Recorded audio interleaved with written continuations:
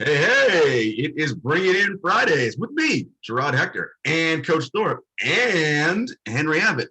How are you guys? We're good. We're all confused about the Kemba Walker trade. Yes, and that's an excellent place to start, right? So, God, NBA is like on crack. Every day you wake up and it's like, why are there 70,000 news stories today?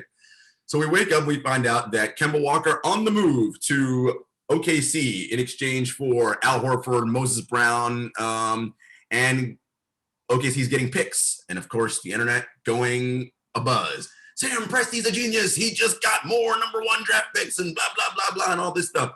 And in our little show document, I dropped in, I am not enamored with any of this. And so here's what I'm going to say. Are you saying both teams lost the trade? Is that what you're saying? Well, look, Boston obviously wanted to get off of the Kemba deal and get more financial flexibility. Maybe they want to re-sign Evan Fournier. Maybe they want to, who knows? But they have some more money they can play with. Always important. Cool.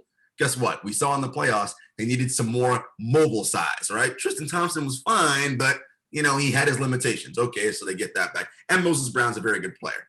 In return, though, right, OKC gets the draft picks. And this is what, internet Twitter is going crazy about. Oh, my God, the picks. And I'm not saying the picks are bad or whatever, but ultimately, they're just things that need to materialize into something tangible, right? A player, a star, whatever. And look, I'm sure Sam Presti has a plan. I'm sure that, he's going to outsmart and outfox us all. But for me, bro, you had your incarnation of 3 super duper stars. You had that already once. And for whatever reason, you were not able to see that through to fruition. So yes, you have more bites at the apple now going forward, but the likelihood that out of all these picks, and you can package them and trade, that you get someone as good as Kevin Durant, highly unlikely. Harden? Maybe more likely. Westbrook? Probably likely, right? But this is the thing, right? You had your 3, right? You were lucky enough to. Now we got to try to recreate that. You may never be able to recreate that magic again. That's my point. So let's look at it from 2 different perspectives here, starting with the OKC one, just because you're starting it there now.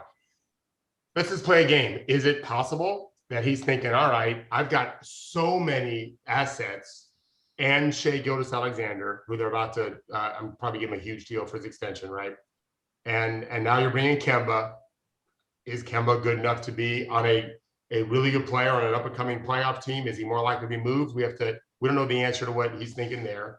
But I know Henry will have thoughts on this based on just lots of talks over the years with other smart GMs. Is now the time to bring in some other really good players, maybe sign someone to match with Shai and Kemba? Probably not, but Sam might be pulling something fast on us that way. Shai's really, really good. Like what Trae Young's doing right now, Shai Gilgeous has had good postseasons before as a kid, as a 19-year-old, whatever. So I don't know that he's just thinking down the road. He can make some pretty amazing moves right now. On the other side, we joked about this, Jarod, right when it happened. We'll find out who Brad Stevens doesn't like as a coach. Well, man, we found out fast. I don't think it's necessarily that he doesn't like Kemba Walker as a person. He may realize this money, what this guy can give us, just isn't worth it. He must not like Robert Williams, who I thought was pretty good. Maybe he's a jerk off the court. We have no idea, right? I don't know. Maybe he didn't bring jelly donuts every day. He brought chocolate donuts. I don't know. But it seems weird because Moses Brown is kind of like Robert Williams. Moses Brown, so Sam turned, I think it was a 2-way player, maybe undrafted, into a first-round pick. That's a good job by Sam. But I think Moses is pretty talented. I know in the G League, he dominated games. Like, he is a monster. Like, think of the world's biggest man that's also super athletic. That's Moses Brown. And he's very young. Maybe 21, at most 21, I would say. 21. I don't know what Boston is thinking, other than I'm guessing more moves are coming. Are they starting Marcus Smart now at point guard to go with Tatum and Brown? They've definitely got 3 centers now. And I think, Henry, one of you mentioned maybe Horford becomes a coach. That's a really expensive coach, right? Really $20 million. The Heat have a very expensive coach. Yeah, I guess. I don't know if Al Horford wants to be a coach yet. I think Boston's got more things to do. They've got one of the best wing duos in basketball. one of the top 3 best duos. I don't want them to screw it away. You know, let's. I hope they make some better moves, and otherwise Tatum's going to be asking for a trade in Brown too. Henry, before you, the one thing I'll say is, let's remember this is also Brad's first foray as a front office person, executive. So someone who has no background in this is now trading and doing things. So just he's got Mike Zarin is the smartest guy in the NBA, and handles every contract, every line, every bit of stat geekery. Like they're going to be super informed. I promise you that this is maybe a stupid trade for Boston that sets up the next trade, right? Yeah. Like this is not about Moses Brown. This is going to be something, I don't know what it is, but there's going to be another move. Without question, there's something else coming. This isn't the team they're putting on the court. And yes, Mike Zarin is, that's what I was saying. Henry, you guys at the same time. I shouldn't have cut you off.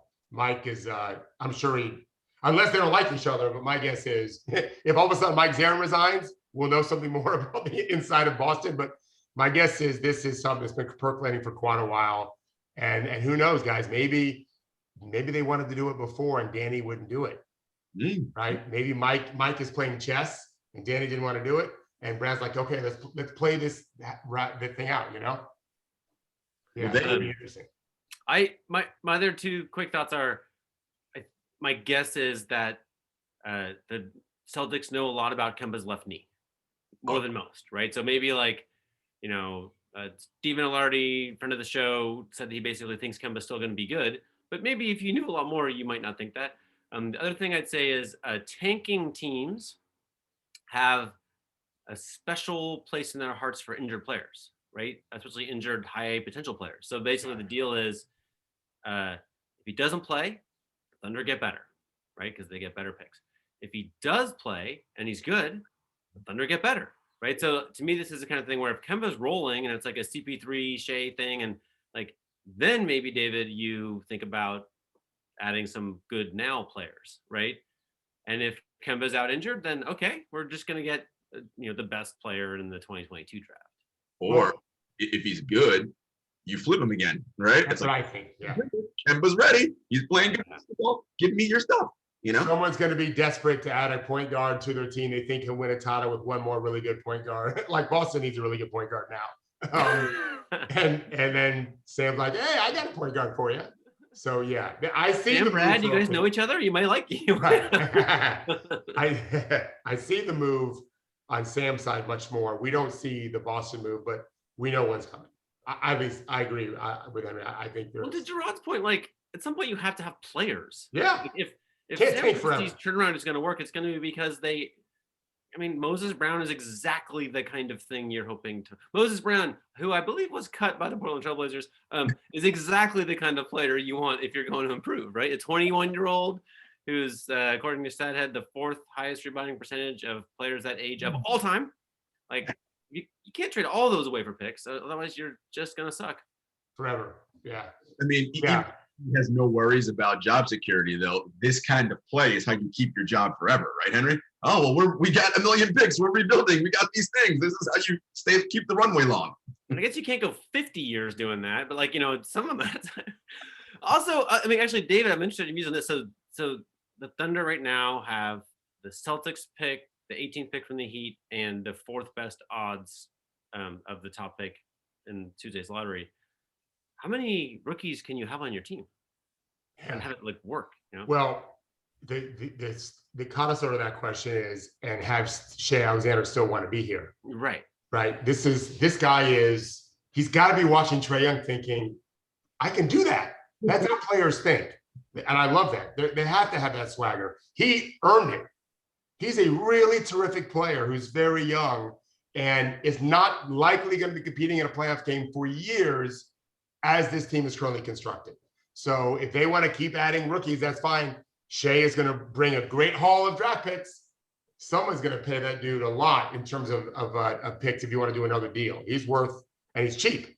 You can trade him now before his extension kicks in. Obviously, there's a whole process with the poison pill, whatever. But yeah, I think Henry, to your question, it's actually a super smart and deep question that we don't want to spend an hour on.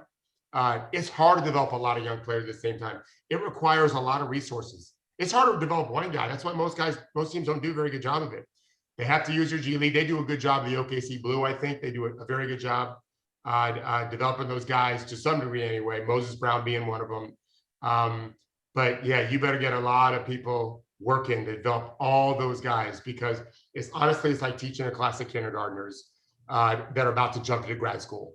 These are super talented guys that are so good, but the game is so different in the NBA than any game they ever played before.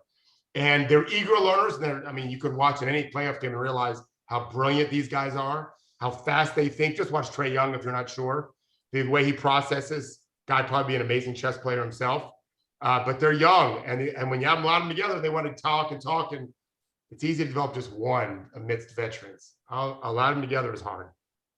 If any franchise has the incubation lab for development, it's probably OKC, right? That's the thing. They have been very good at developing. Toronto too. The Raptors do it too. Yeah.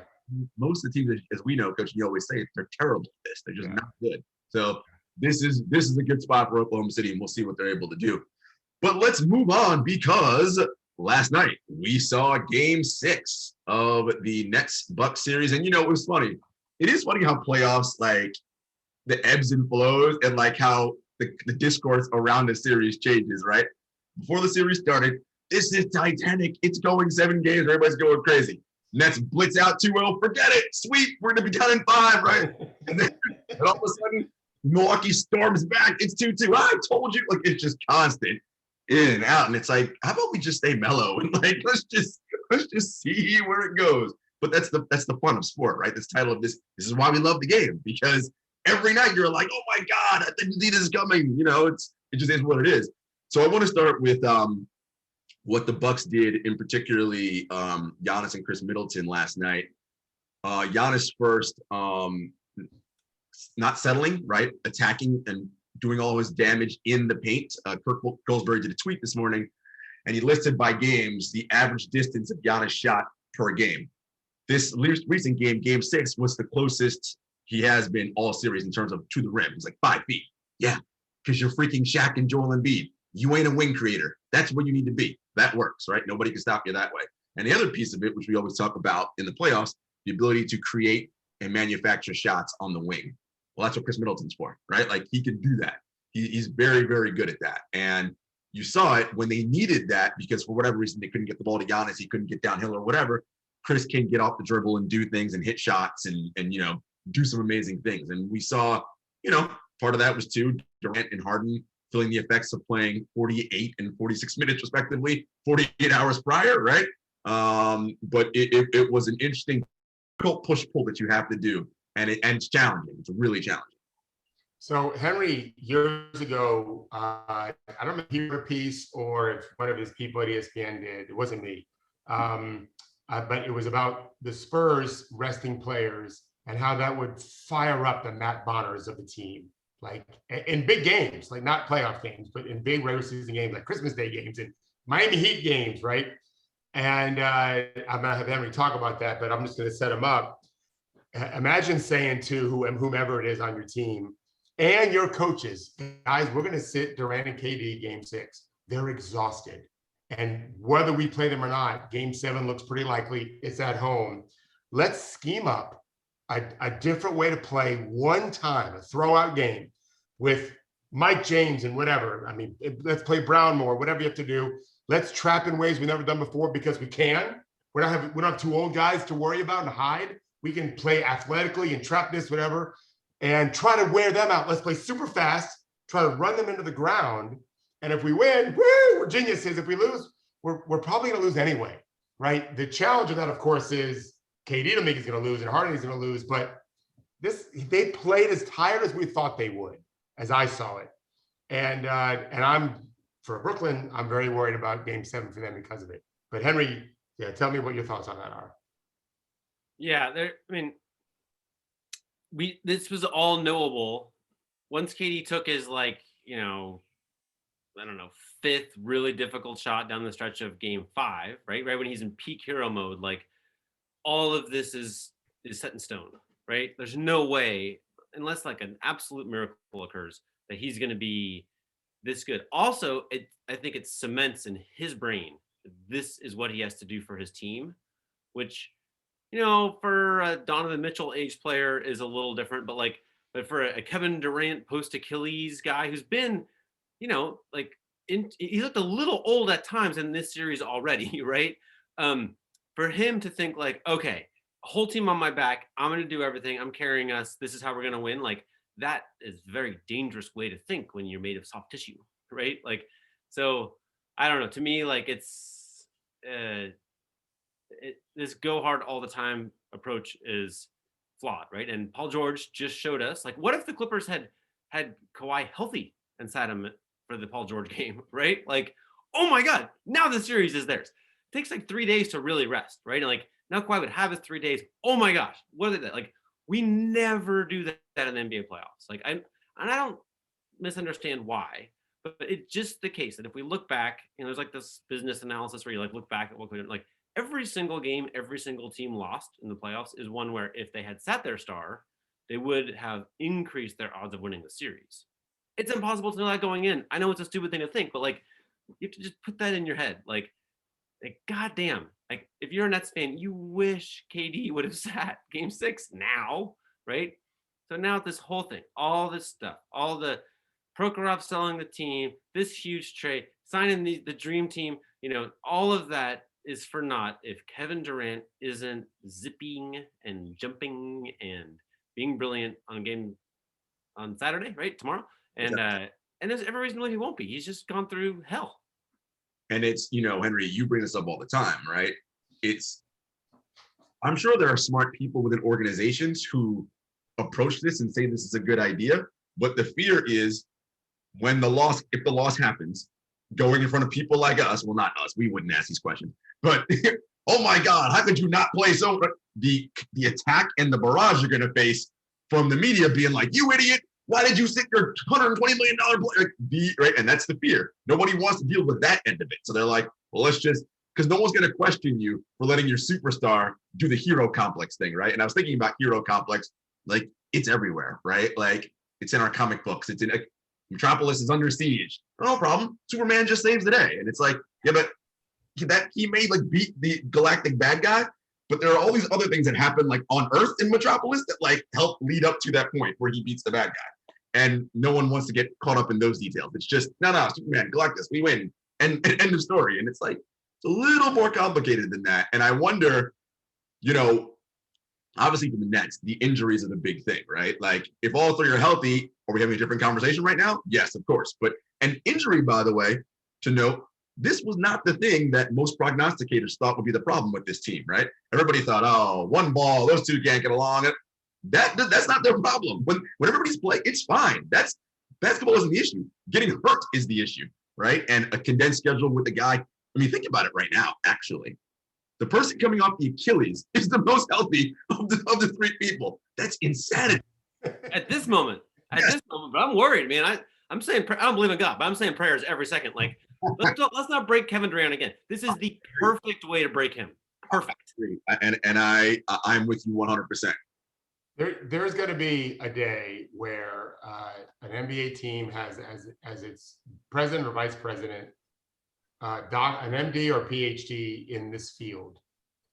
And that's the day when we're going to see a team rest a, quote, healthy starter or star in a playoff game because the science says we're going to be better off playing somebody else at full speed than this guy at less than full speed. We're not just going to be better off in this game coming up, we're going to be way better off the game following. Until someone of authority gives someone else like with that kind of experience and knowledge real power, it's just going to be talked about on podcasts like ours. I hope it's my son one day running a team. I don't think he'll be the genius guy because I don't think he's going to pursue physiology. I hoped he did, but I think he's going to focus on finance. But he knows Daddy Thorpe thinks he should hire someone like that. Because I think it's invaluable. I hope it's not that long before that happens because I do think Spurs did it. The Spurs totally did it, right? In the regular season. Yeah, but if you look at the minutes per star, yes, they were just always the lowest end, right? And Mondo played his whole career off the bench. Like he was per minute Michael Jordan level for production, and they had the poise to just be like, oh, he's very, very good. but a little injury prone. So we're going to play his whole career limited minutes. Like no other team does that kind of stuff. But yeah, it's totally true. Yeah. Yeah. People say they want to be the Spurs, but go ahead, John. How much of it is narrative around that though, right? And framing it the right way. Like, of course, I don't know that any basketball fan was, maybe there were. I know smart people were like, this makes sense. Should Manu be a starter? Right? I think everyone always saw Manu as the sixth man, so it kind of worked. It's like, well, he doesn't have to start. He just comes off the bench because starting doesn't matter, right? It's about the minutes you play. What do you do in the minutes you're on the floor? Like starting, that's irrelevant. It's how productive am I in the minutes? I wonder how much of it is that the collective conscience was, he's a off the bench guy anyway, so we're cool with that. I do think too, the best team to probably do that, Coach, to your point, is probably OKC, right? Because you need to have someone who's got the bulletproof, Teflon. Someone's got to go to the media and take the arrows. Because that's the thing. Nobody wants to take the arrows when we lose because we sat the star. So who can go in front of the media and take the arrows? It's on me. I made that decision. This is who can take that and deal with it and be like, I don't care because I got ultimate job security. I'm not getting fired. It's all good. Like that's the kind of setup we need. True. I mean, not Kawhi, right? Kawhi won a championship thanks to rest, right? And everyone just hated him for it. They're just like there's just like, this is terrible. You're lazy, whatever. It's like, it freaking works. But like, Popovich has the poise you're talking about. He has the job security, and he just basically didn't talk about it. Right? Like, he's like, no, we're just doing this. We're doing that. I hate the media. You're out. I don't, we've done terrible. And, and long-term thinking, systemic thinking, this is like, this is not a question like who should be president. This is more like, what kind of healthcare strategy should we have? These are complicated things. Like we don't articulate those things well at all, right? And Sam Hinkie brought long-term thinking to Philadelphia, and he just didn't talk about it, right? He just was like, you're not going to understand what we're doing, and you're probably going to hate me for it, and I'll get fired for it. And he was right. Like that's exactly what happened, right? The answer, and that's because these teams all really suffer from the owners are incompetent, right? Like Greg Popovich has an owner who was basically absent, right? Didn't do anything. That's why he got to do it, right? Like every other owner, bummer. Yeah. They do wild, stupid shit, and it's like probably a bad idea. Coach, I know you. Let's talk about just quickly the game itself, and even though it's Friday now, you had mentioned there's only one Kevin Durant. Let's talk about that. Yeah, I probably have 1 minute here, and then I'll jump back after. KD's incredible. The shot making for him at 7 feet tall is just, we've never seen anything like it. We likely never will again. As someone who teaches the game for a living, he astounds me all the time. I literally sit on my couch last night. I normally sit in an office like in a chair, but I'm on my couch, I'm relaxing, and I keep popping up like, no, like nobody can do that. Oh, and with 3 guys on him, it doesn't matter. His shot making is so exquisite. But what I liked when Drew was on him, Holiday kept kind of attacking his dribble. That's always how I felt you have to go after KD. Go back and watch tape of a kid I trained for a decade, Corey Brewer. Corey did not just play him solidly. That's what he wants you to do. You go after his dribble all the time. Make him worry about the little dog nipping at his heels. Because if you let him just dictate to you, you're done. There's nothing you can do for him. So Drew bothered him. I thought I would, in game 7, I'd run a second guy, hit him at different times. I would constantly challenge his dribble. I wouldn't just trap him. I would go after him and try to make him turn the ball over. It'll also quicken his pace. He wants to slow the game to his pace. I play into that fatigue and make him go super fast, have to make quick decisions all the time. And he doesn't see a lot of this typically. Normally, if they trap, it's more solid, or they don't trap at all and it's just solid. I wouldn't do any of that. Don't ever let him go where he wants to go. Send him places. That's different. I would really take it to him. And if he beats you, he's going to beat you anyway. If he can beat you that way, he can beat you the easier way where he gets to dictate to you. I dictate to him nonstop. That's what I would do, especially when Harden is out or Joe Harris is out, which may not be a whole lot. But I would make him pass it, and I would challenge him not to turn the ball over because I think he might. Henry, thoughts? Oh yeah, he's pretty good at basketball for sure. I mean, honestly, I do feel like that. Like, we've watched a lot of basketball, the 3 of us, right? And usually it's not surprising. Like, as plays develop, most of the time you're kind of like, yeah, I kind of know how this goes. And like, that's freaking miracle after miracle, right? Like these super guarded threes where he looks so calm, right? It upsets me almost how incredibly calm he is. He's like, it's probably like, and I'm like, God damn, that's got to be terrible to be guarding him and have him look like that. Got to be terrible. I will say this. So I was in the arena for Game 5 when he had that just epic performance. And by David, and it was actually going to a more popular show for a few minutes. Then he'll be right back. Listen, we're very busy and popular people on TrueHoop. We got things to do. Little post close, not quite. And there was a fervor, Henry, similar to the Rucker Park situation. You ever see anybody like when an NBA player goes to Rucker Park? Because there's a Rucker Park in general, the crowd atmosphere is just electric and unlike anything else, right? But there's a kind of a slow roar and fervor when that player starts cooking. That's what you had in the second half of that Game 5. Every time he got the ball, the crowd was like, it was like an engine revving up. And then he just pull up, and then it would just go. And it was like, oh my God. And forget about everything else. That's about sport, what we love so much, right? The theater and oh my God, I can't believe he did that. And it's just, when you're that level of player, it's like, you expect to do those things, right? Because of the billion hours of work you put in. And it's like, yeah, I knew this was coming. For me, what I thought was more impressive, and I've watched a lot of him throughout his career, started following him actually his senior year in high school. I've seen a ton of KD basketball. He does this thing where he's constantly looking up at the Jumbotron. And a lot of it is, all right, where am I at? There, what's going on? But it's also time, score. Particularly in that game, because he didn't come out. When am I going to exert energy, and when am I not going to exert energy, right? Okay. And third quarter's end of the third's coming up. We got 90 seconds. Cool. I'm going to go hard right here. Go 2 for 1. I'm going to really engage on defense, challenge the rim. And those little spurts to me are so fascinating, because it's like you made a calculated decision. I think if I go hard 100% for this 2 minutes, this will be beneficial for us. Now, from a science standpoint, maybe not beneficial later down the road, but in this moment, I think we're going to help us and get plus whatever. And I thought that was really brilliant in that game. More than the points, the defense, the rebounding. He was a maniac. He was literally Swiss Army knife everywhere. But that's a tax. And the tax we saw was Game 6, right? And Game 6's tax is going to be Game 7, right? And so these are your challenges. And I asked the question, Henry, would they be better? And I don't know, because we don't have a crystal ball. If it was just KD, Kyrie, assuming no injuries, which, it's a whole big if, and they had Karis LeVert, Jarrett Allen, and everybody else who they traded. No, that's a good question. I mean, I think Blake Griffin's been good, right? In a way. So, and he was like 4 for 8 from 3, I think. And I feel like with Blake Griffin being like a freebie, he kind of fills in those Jarrett Allen minutes, right? Remember DeAndre Jordan? He used to play in the NBA, right? We can't play him.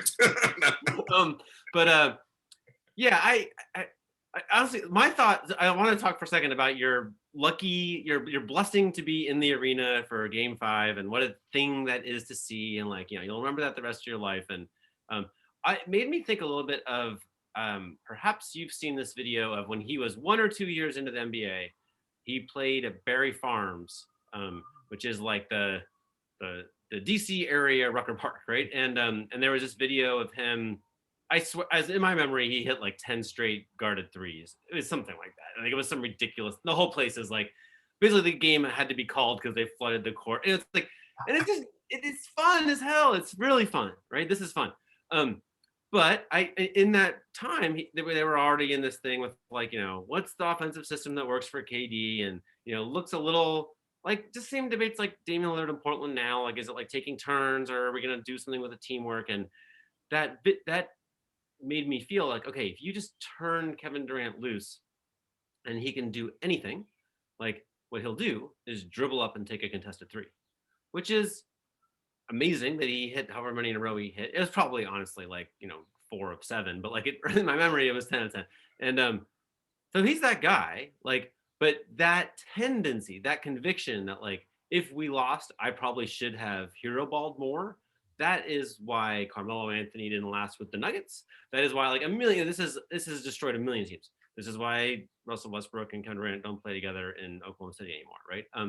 So if you kind of look at and so I feel like I sat with Marcus Thompson. We had coffee in Oakland. He had just finished writing this book, which is right over here, about why did Kevin Durant come to Golden State? Like, what was the point? And the point was to like learn that other stuff, right? Like learn the lessons that are beyond Barry Farms. Like, learn what we can do as a team and learn how to win championships. And he did, right? And so as Game 5 was unfolding, I'm like, A+. Oh, there's one difference. He's one big difference from Barry Farms, which is now he says, bring Pat Connaughton over here.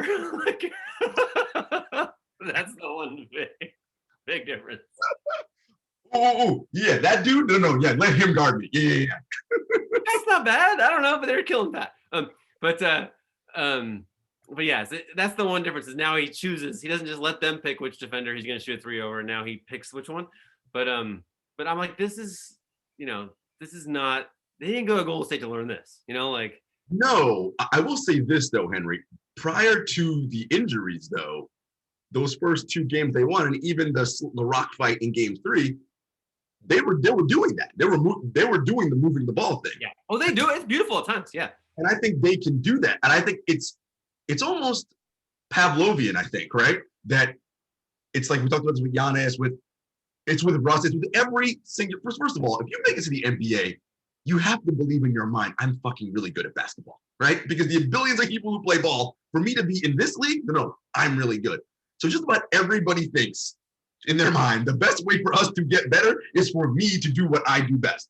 And that usually means me shooting the ball, right? For scorers anyway. That's how they're. The way we develop basketball players here, that's what it means, not overseas. Correct. Yeah. And I think if we change that maybe in the AAU system, right, or whatever, and made it more that model, we do it better. But, we are where we are. Oh, I did the math. I did actual math, Jarod. I wonder if I can find it. The downside is, oh no. Hold on. Okay. His teammates over the last 2 games, 43 of 105 from the floor. Not good. The biggest problem here is 43 is just a very small number. Like the rate is approaching okay, but it's just not very many buckets. And like every time you show me an offense that's just steamrolling people, not for one game, but for multiple games, like it's pouring in from everywhere. Yes. It's 100% how it goes. And like poor Kevin Durant, this is why we use the metaphor of putting the world on your shoulders, because no one else is carrying anything. Right. Yes. I wonder how much of that too is, do you feel like when your guys aren't hitting shots, like again, the Pavlovian thing, shit, fucking get up. I gotta take, like that, how can you stop yourself from smacking your head? I'm like, no, let him do it again. Give it to him again. It's okay. Like the fear of like, we're going to fucking lose. We're going to lose, right? Like how much of that psychology is going through your brain while it's happening? This is the honestly, and it's the reason to let him cook is because that's comfortable for him. That's how he grew up, right? That is his thought process. He's proved it a million times, right? And the downside is it's just now you're choosing of all the different offensive approaches, like basically the worst one. Yes. And so that, and then, there are players who don't have that exact impulse. Like one of them is Chris Paul, right? And the Suns do have an offense which goes on these like just blitzkriegs. They just annihilate people. And nothing like as good as the Nets when they're full strength, right? We're just talking about the Nets when James Harden's in whatever state he's in. What is your understanding of James Harden's condition right now? Not good. Yeah. He clearly has no boost of mobility, and he gave us some insight last night. Game 5 was the first time I did any kind of activity. I was like, I'm sorry, what? You didn't do any 3-on-3, 5? Nope. Game 5 was my first, and you could see, right? There was no explosion. You saw it last night in Game 6. He had a nice rip on Chris Middleton, which would normally be fast break. He could not fast break. He literally stopped moving to let everybody run by so he could walk the ball up, because he knows I just can't. I cannot explode off my hamstring right now.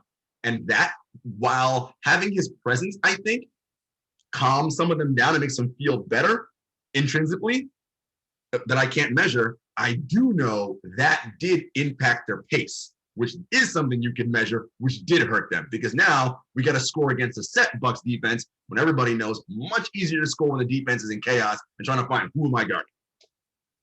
That James Harden is so clever. I understand 1% of what he does out there, but even when he can't move, near the end of game 5, I think he got 2 bullshit calls. Like he tricked the refs. I forget what they were now, but like like incredible. I mean, incredible stuff. In real time, I'm like, oh, what a foul. And then they show it back. I'm like, oh my God, James Harden's a genius. It's a drawing machine. So here's what we do know. Talking to our good friend at P3, Marcus Elliott, we know that James Harden and Luka Doncic are the 2 best people in the league at deceleration. And then they have a huge gap before everybody else. Well, that's a skill like acceleration is, right? How can I get my massive frame to throw down faster than anybody else? That's what causes these fouls. Because while I'm already stopped, you're still moving and you're going to not run into me. That's a foul. Well, he can't do that now because he has no acceleration. But what he can still do is convince the ref that, oh, look, he hit me in the face. So, like, he's brilliant at that. Brilliant. He's amazing. I would hate to be a referee in the James Harden league. Like, it's well, and that's why the competition committee is like, we're going to get away from the unnatural movements. And I'm like, but James doesn't do the unnatural movement foul drawing. That's not his thing. He doesn't jump backwards or into you, right? He does the, oh, I threw my arm up and threw my head back simultaneously to make you think I got hit. Right? That's very different than sideways jumping or whatever. It's listen, it's a skill, right? Who poked him in the eye? Oh, that was I think Giannis, but like it was here and he was like, right. I maybe it was like I watched it like 4 times. I'm like, like someone touches your eye, you have a big reaction, right? It's shocking, but at the same time, it did seem like he was like, I've been touched in the eye, and I mean, the timing though has to be right? Like you can't. It's to be literally split second. You can't do it like way after the fact. That is a skill. But he's feeling it, right? Like you're not going to get better with ailments in your body by playing basketball. Like we know this, so I don't improve. When David Stern died, and I was a little bummed because I was like, he was a genius in a way that was tricky and not public, and now there's nothing left to worry about. Sort of a bummer that everyone didn't get to appreciate like what his actual genius was, right? Which was a little dirtier than we thought, right? And I felt like I know it has to be true that James Harden is practicing in the craziest ways ever, right? You don't get this good at fooling people with your body do they have mirrors? Like, how's he do it? Like he's practicing in a way that he should teach a school actually, I take it back.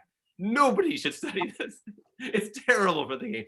But he is an absolute wizard of all this stuff. And I'm sure he'd love to write a book about it and like just be like, you guys don't even know half of it, right? Like when you found out the way he practices, he goes to a fun house with a hall of mirrors. Yeah.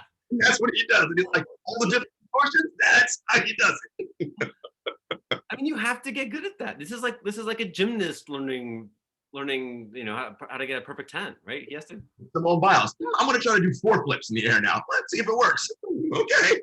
Yeah. Wait, Jarod, heart of hearts, what do you think is going to happen with the Nets tomorrow? I honestly don't know because we've been talking Nets.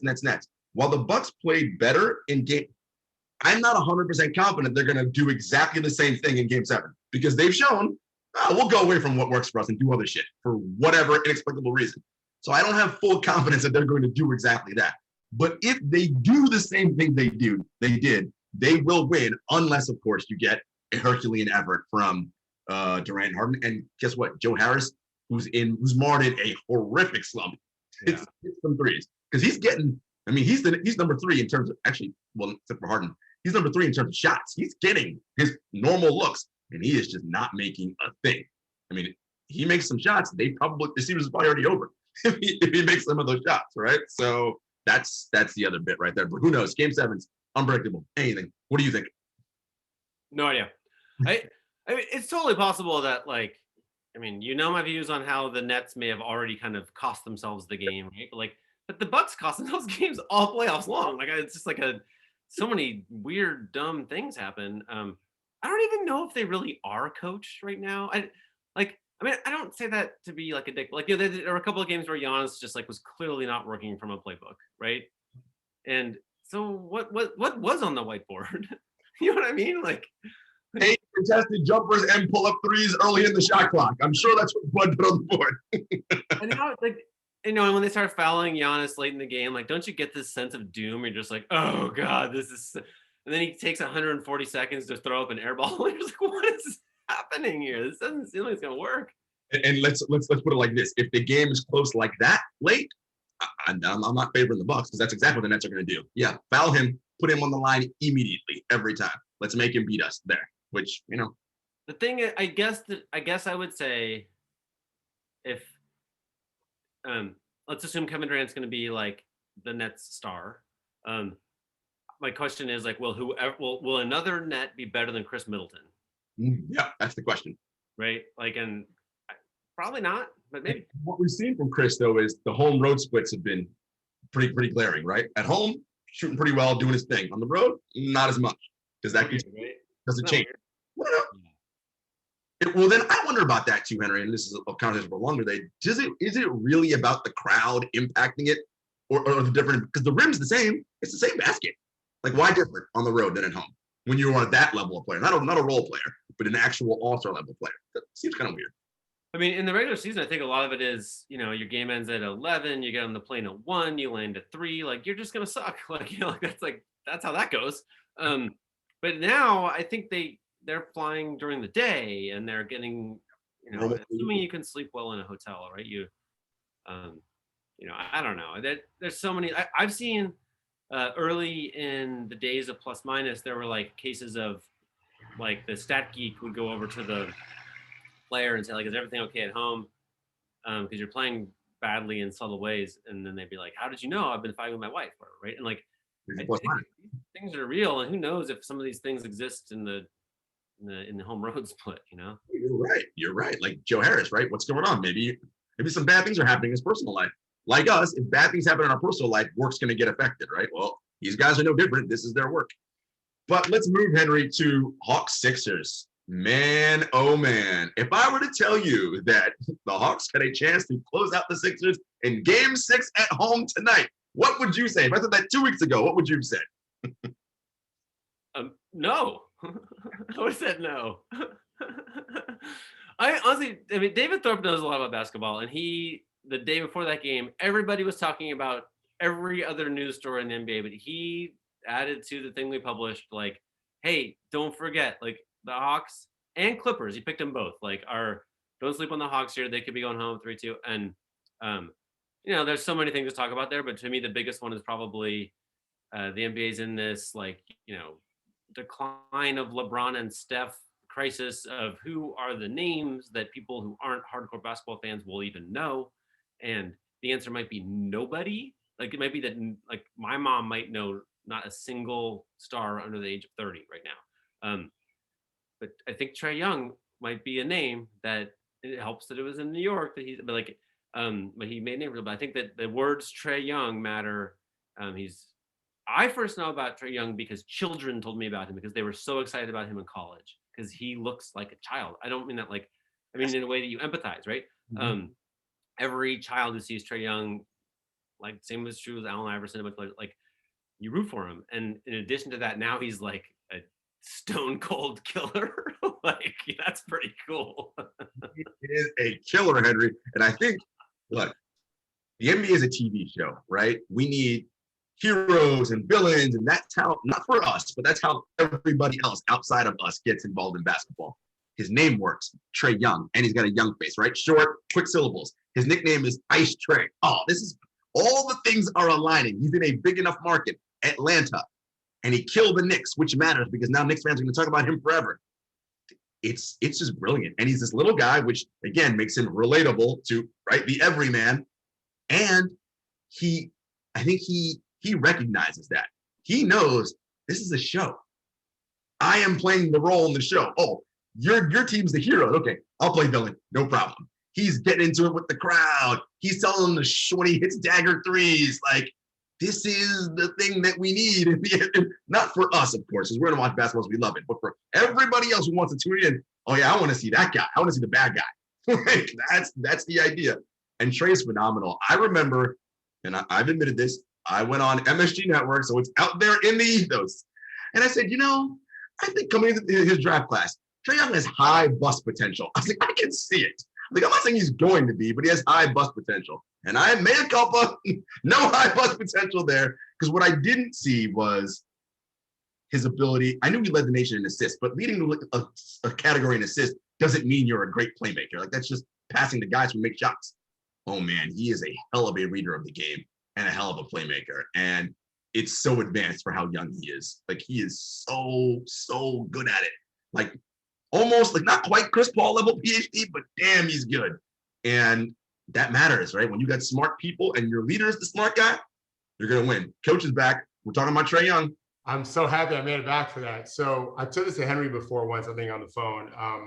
If you've watched, you guys are probably too high about to do it, but you watch like Marvel's movies, whatever, or The Flash and DC, you know, they're going very fast, but also everything around them is going super slow, right? So Wonder Woman can study the bullet as it's traveling, right? I watched all of Trae Young's plays this morning, and it's like watching KD as a shot maker. But to your point, Jarod, he's a great passer too. I just think everyone's moving in slow motion. It's not even hard for him. Like the Flash doesn't sweat. Wonder Woman doesn't sweat when they're doing their superhero acts. He sees the game, and his ability to make these shots at the level he does. Let's face it, in the Brooklyn game, 3 times. It's Jarod's game. Right. Jarod's Nets. The Jarod Nets. 3 times he hit bombs in the fourth quarter where, and I mean, I think 2 of them, they were still down a lot of points. And you don't think about that when you're down 20, but you need to, because you go empty a couple times down 22, and now it's 30, and the game is definitely over. These were ridiculous shots. And then what do? You got to go guard them. So Tabule, Simmons, child's play for Trae. He doesn't attack them from 5 feet. He does it from 35 feet and just zooms by them and then makes his reads and scores. It's just super hard to do. Jarod, you were not wrong. He did have high bust potential. He was the worst offender in the league. Right. What'd you say, Henry? He was the worst offender in the league when first. Yes, he's this tiny guy. And if he can't make those shots and it's just a game manager passer, it's a loser because he can't really do anything on defense. You have to, and he can't just shoot threes, right? And then not be able to do other things. Now he's just a reserve. He's got to be that kind of shot maker on the attack. And then, of course, he's this brilliant all-star who could be MVP of the league one day. That's the kind of offense he's playing right now and the leadership he's providing. And they don't care about defense anyway. He's ridiculously brilliant player. He's amazing to watch. And he's young. He's so young. I would like to see like an NBA logo, but where like the little figure has like the biggest shoulder pack of all. Yeah, that's true. Right? He does have that big thing on his shoulder. And the thing with the Hawks guys is they're playing with house money, right? Because they're well ahead of schedule. And coach, giving a team confidence, a team like that already's got confidence. That's Phillies, they're finding themselves in a lot of trouble. And talking about injuries, how they're dominating this postseason. Look, in Game 5, Embiid was a monster in the first half.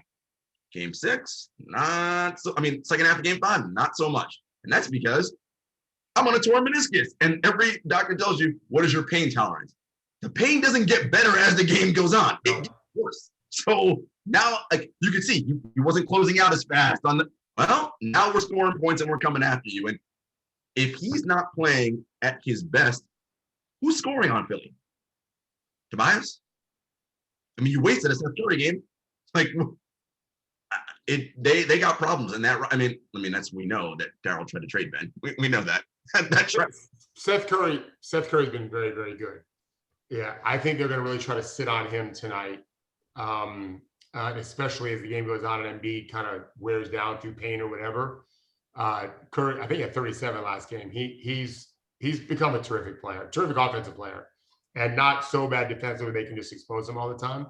I do want to say one thing about Nate McMillan.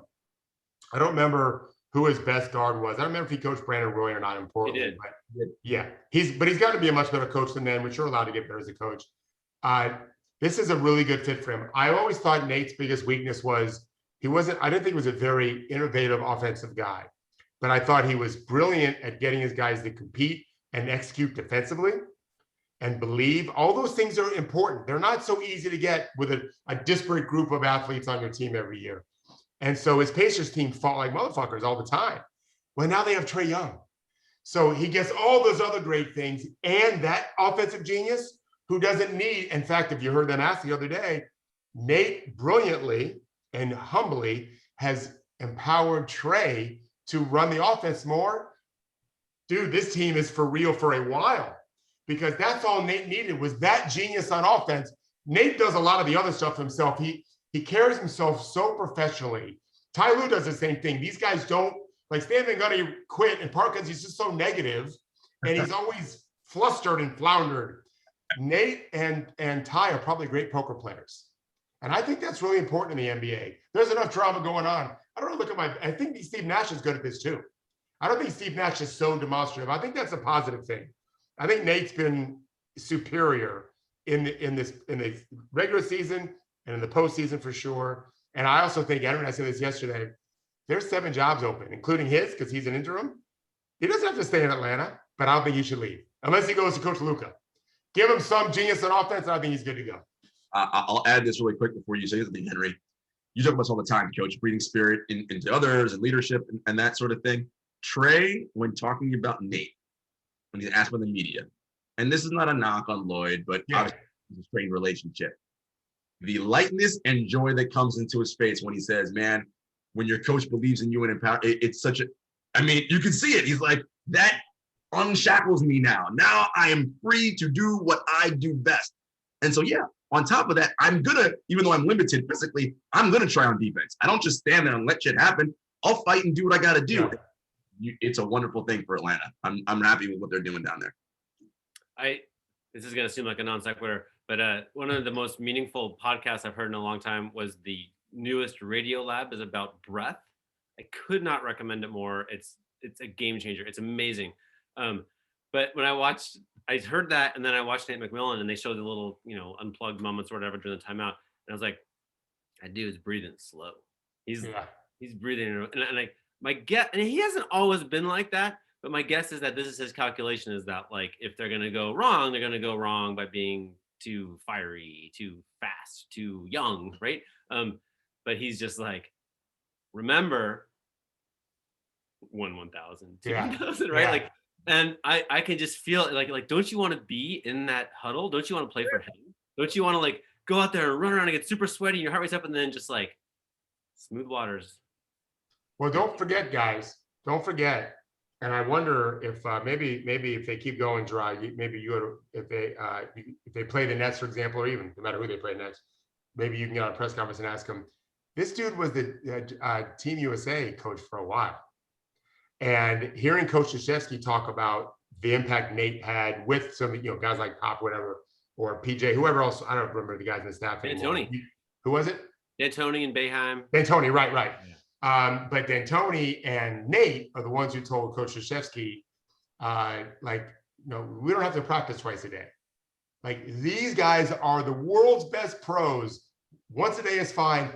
They know how to take care of themselves. They're not going to be out partying all night. These are the world's best players who want to win a gold medal. And I think that, so I think Nate brought some there, but I also think Nate learned how to coach Trae from watching these guys. And I think he can deliver his message of, here's what I saw the game's greatest players in the last 25 years do every day for long periods of time in the offseason, not to mention guys he coached during the season. And I think that's a perfect thing. I think that's why coaches get better. I really think coaches can get better. I know they can. And I think Nate's gotten better. He's done a terrific job here. I hope he doesn't leave. If he does, he'll make more money. Congratulations. I'm all for it. But I like him on this group right here. They're also pretty young. And DeAndre Hunter's not even playing. He's good. He's one of the most improved players in the league. Yeah, either. Yeah, right. Cam Reddish, right. Yeah, this is Atlanta's future looks really good right now. Yeah, Philly's going to have some decisions to make in this offseason, looking like, not looking great. Let's go to Clippers Jazz because, okay, I'm going to admit, when the Kawhi news came out, I was like, this team is cooked. They are toast. Because my first thought was, how are you replacing everything Kawhi does? Like, what? Marcus Morris minutes? Like, is that, But yes, it is, in fact, Marcus Morris minutes, and it is Luke Kennard. It's all those people doing everything together. And Ty Lue doesn't get enough credit, I think, as like a coach who's willing to make adjustments and do what is necessary to win. He's excellent at it. Like, now forget this. This isn't working. Going small and putting my 5 best guys who can get buckets, and we're making this happen. I was so impressed. Of course, Paul George was incredible. I was just so impressed with the Clippers' resolve and fight in Game 5. And look, they got a chance now, home tonight, Game 6. They could topple the best team in the league all season, could be out in round 2. And that, wow. David, before you talk, David wrote that day, he's basically like, I think the Clippers are very dangerous and might win. He's big on the Hawks and big on the Clippers that day. And I think if you can find anyone else who picked those 2 teams that day, like, hats off to you. They were both underdogs. But right, David, and you published a story that morning, this one that Judy's showing right now, about Tyronn Lue's defensive adjustment. And it seemed like we published it, and like 5 minutes later, we learned Kawhi's out. And it seemed like maybe the whole story was just a wasted effort, but actually it's still totally relevant, right? Yeah, they didn't change anything other than I thought I don't know if Ty Lue, listen, if Ty Lue did this, then he's the smartest coach of all time, which is, guys, we're not going to be able to play that style of defense for 48 minutes. So let's not be quite as active the first half and then double down second half. I don't think he did that, but that's what happened really. I think that they didn't have quite the energy to start game 5 than they did games 3 and 4 in LA. And the Jazz couldn't miss. I mean, Bogdanovic hit the first, 5 or 6 threes he took. They were taking some contested shots and making them, and the Jazz are capable of doing that. And the second half, the Clippers' energy picked up, and they kept, again, extending their pressure, denying things. They've turned the Jazz blender into just another ISO team. And Donovan is trying to be the hero, and he's attacking all the time into the teeth of the defense. He is on one leg. Conley hasn't played at all. So, I mean, this Jazz team wouldn't be a 1 seed with no Mike Conley, with a beat up Donovan Mitchell. The Clippers deserve credit to some degree, to a large degree, for how they're playing, but specifically against Donovan, they have worn him down some, as well as zone injuries. Now, Reggie Jackson's been incredible in 2 of the last 3 games. Incredible. I don't know if he'll be incredible tonight, but he made a 3 with 1 second on the clock in a huge. I think they were up 2, and the Jazz were back, and Reggie hit this last second 3, tough shot, made it. That to me ended the game late in the 4th quarter. Terrence Mann has been unbelievable. Guys, his dunk on Rudy Gobert is the play of the postseason. Nobody dunks on Rudy Gobert as a guard. It doesn't happen. And he dunked on him. And it wasn't like just because he caught it right there. He was like all in the corner, and he's like, fake this, and I have a plan. Like, it was amazing. It was audacious. He is. I loved him before the season for a reason. The energy this guy plays with. I told Henry, he's a killer with a smile. It reminded me of Corey Brewer. Corey Brewer always smiled, but he was thinking, I'm going to kill that motherfucker if he does that again. That's just how he did it, you know? You don't have to do that. You don't have to smile, but I love that when you have that much joy. Terrence, I think, is a son of a coach. Like, he plays with high IQ. He's super athletic. He's fearless. Ty's done a good job. They believe. Even without Kawhi, they believe. But it ain't over. Mike may play. Conley may play tonight. But, I mean, I favor the Clippers for sure. You don't care if they don't have Kawhi. Donovan's on one leg. All right. So before we go here, guys, who's winning these game 6s, potentially 7s, and who's going to be in the conference finals? I'll start with Henry. Oh, I hate this question. I guess I'll pick the Clippers over the Jazz. And then, it's so hard. While you're thinking, I'm going Bucks, Hawks, Clippers. And I'm taking Phoenix too. Good choice. Where'd you go, Henry? I think I'm going to go. Oh, it's so hard. I think I'm going to go Nets. I'll take everything. I'll take the opposite of David's East. I'll take the Nets. That's always wise strategy. Clippers. I'm with you guys. I'm going Clippers. I think, again, being down 3-1 last year, all the jokes, all that. Like, I think people think we're soft or whatever. We're not. It's Hawks. I definitely think Hawks. I just love what I'm seeing out of them right now. And my God, Nets Bucks is literally a coin flip. Yeah. But I'm taking the best player in the world, in my opinion. So I'm going with Kevin Durant and the Nets. It's really fun to have no idea what's going to happen. I like Yeah, it. not stupid. There should be good games. Good basketball this weekend. Excellent. Thank you, Henry. Thank you, Coach. Thank you, Judy. Have a good weekend, everybody. Thank Be you. safe.